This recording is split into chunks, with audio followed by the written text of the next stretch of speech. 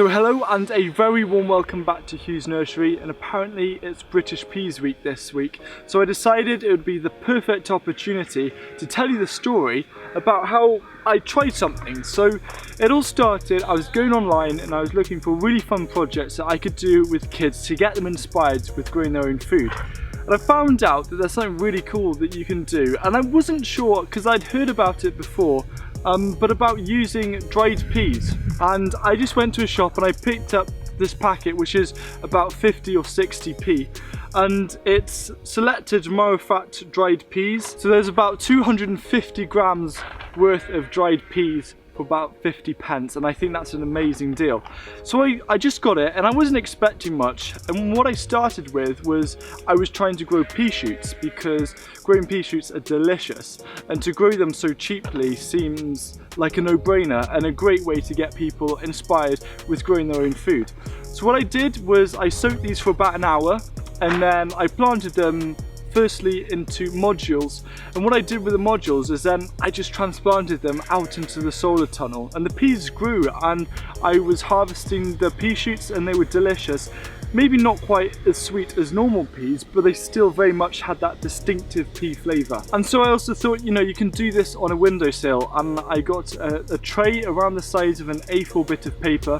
I put 2 centimeters down of compost, and then I spread over the dried marrow-fat peas and put a bit more compost over the top. And I just made sure that these are well watered, and when they were about 5 to 7 centimeters high, I'd just be picking them and eating them. I thought this is incredibly easy. So I also tested growing pea shoots outside, and what you can see behind me is what's remaining. And initially I grew them for shoots, and I was just about to actually dig them up and make space, because I'd originally planned for the dwarf beans to replace where these were going.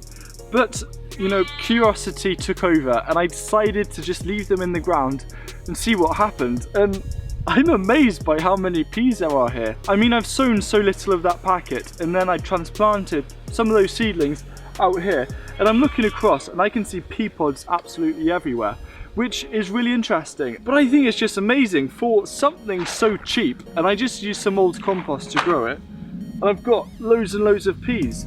And hopefully next year you can try it. In fact, next year what I'm going to do is a whole experiment where I'm going to use 250 grams of these dried peas, and I'm going to grow as many as possible, and I'm going to grow them in one of the raised beds, and then I'm going to see how many pea pods I can get from that. And perhaps this is where growing your own food is really inspiring. You know, being able to go to a shop and getting something as simple as dried peas, and then growing them and growing quite an abundance of food for hardly any money, does really drive forward the argument for growing food saves you time and money.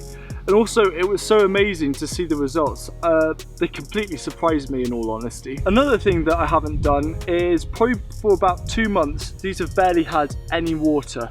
In fact, I'm not sure if I've even watered these, and they've still managed to produce such an abundance of peas. And I also made sure that I didn't support it, I just let it get on with its job, and I'm amazed by how successful it is. So I hope this inspires you to try it out, and if you can't wait for next year, then at least start growing some dried peas on your windowsill for pea shoots.